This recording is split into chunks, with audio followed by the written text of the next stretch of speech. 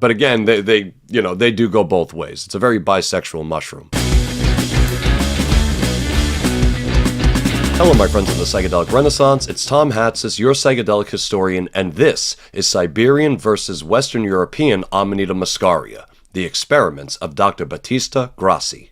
In the 1880s, an Italian doctor named Battista Grassi performed a series of experiments with the Amanita Muscaria. At the time, there was much confusion in the scientific literature as to whether or not the Amanita Muscaria of Siberia and the Amanita Muscaria of Western Europe were similar in their chemical makeups and their effects. Before we get into it, if you're into this kind of content, please give this video a like and a share, subscribe to the channel, leave me a comment to let me know how I can improve, and find me on Instagram at Psychedelic Historian. In the 1870s, a relentless pest called the Phylloxera vastatrix somehow made its way from the Mississippi Valley across the Atlantic. It immediately spread and started ravaging vineyards all over Western Europe. The price of wine skyrocketed, and many viticulturists ended up losing their vineyards that had been in their families for generations. Sometime in 1880, by chance, Dr. Grassi ended up tending to a rural peasant who had eaten the Amanita Muscaria. Now, we don't actually know why the peasant went to go see Dr. Grassi because, according to Grassi,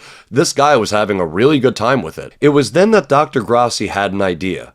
Perhaps the Amanita Muscaria mushroom could replace wine consumption until the infestation ended and the Italian countryside once again flowed with vino. During the month of October 1880, Dr. Grassi gave the Amanita Muscaria to at least 12 different volunteers. To his surprise and delight, the descriptions of the individual reactions many of the people told him sounded similar to the effects being recorded from travelers' tales coming back from Siberia. One of those tales concerned a Polish brigadier named Joseph Copek, who traveled through Siberia in the late 1700s. After suffering a high fever, the locals of Kamchatka, which is an area in Siberia, urged him to eat the Amanita Muscaria as a form of medicine. He did as told and ate the mushroom and fell into a deep sleep. Now, those of you out there who eat the Amanita Muscaria, you know that that mushroom can cause very deep and lucid and vivid dreams. And with Copek, it was no different. He had visions of the most attractive gardens where only pleasure and beauty seemed to rule. Flowers of different colors and shapes and odors appeared before my eyes.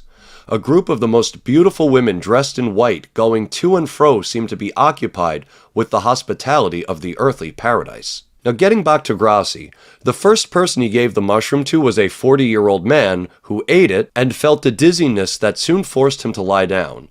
He remained lying on the ground for about 2 hours, during which time he saw various color images. He enthusiastically recounted his experience, saying that he had enjoyed himself more than ever before in his life, that every sad thought had vanished, and that he had felt genuinely happy. Unfortunately, we don't know the nature of what those colorful images actually were. I mean, the man might have told Grassi, and Grassi didn't just record it, or the man just didn't say anything at all. But it seems like, at least for Grassi, whatever this man told him sound very similar to reports coming back from Siberia. What I find interesting about all of this is that, say like a Siberian shaman or a medicine worker, then and today, like if they were to eat the mushroom, they would have a radically different interpretation of the experience. For Copek and Grassi's first volunteer, these were no doubt seen as just vivid and lucid dreams.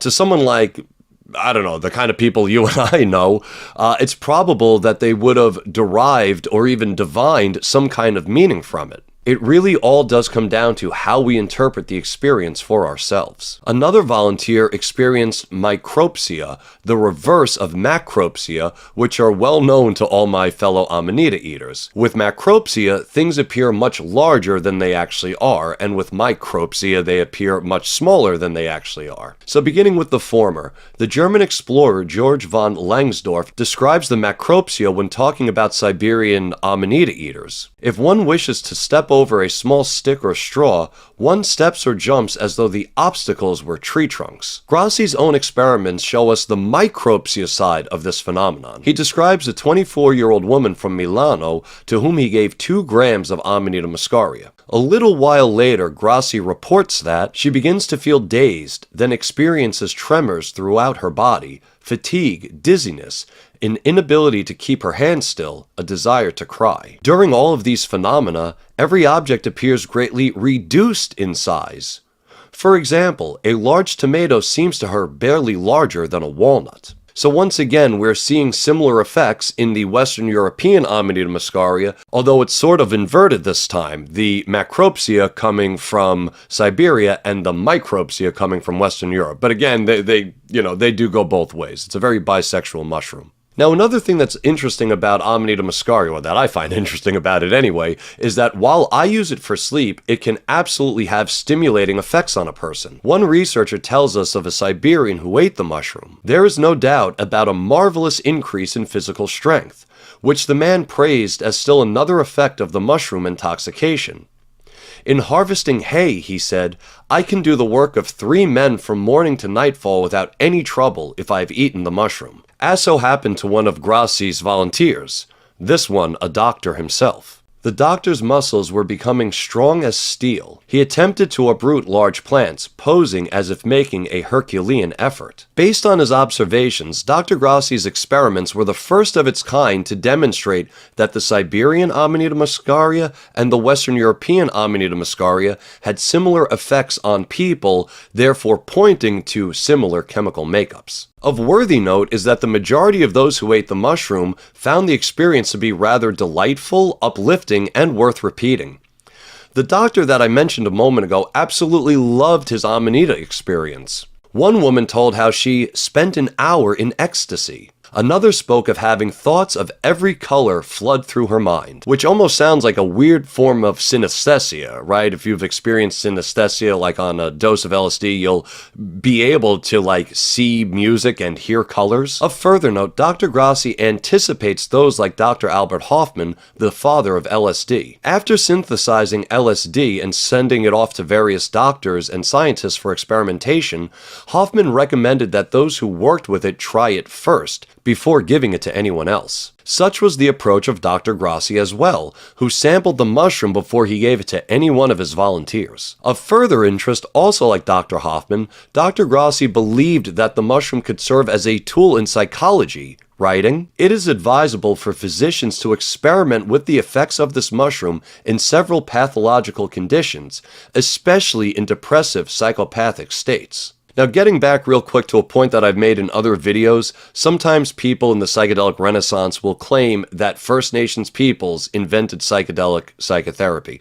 I have videos on this. It's absolutely not true, and Dr. Grassi is one of those people who demonstrates it's not true. Look, he was talking about using the Amanita muscaria to deal with these psychological conditions, right, in the 1800s. He'd never heard of indigenous psychedelic practices, and yet he still figured it out anyway. Today we know that the Amanita muscaria has therapeutic effects and has similar chemical makeups no matter where it is found in the world. But in the late 1800s, people were none the wiser about that, and we have Dr. Battista Grassi to thank for clearing it up for us. Well, my friends, that's all I have for you this time, and I'd love to thank you for stopping by. If you're interested in this kind of content, please give this video a like and a share, subscribe to the channel, and leave me a comment to let me know how I can improve. And until we meet again, I'm Tom Hatsis, your psychedelic historian, reminding you that you free your mind by using your brain. Peace.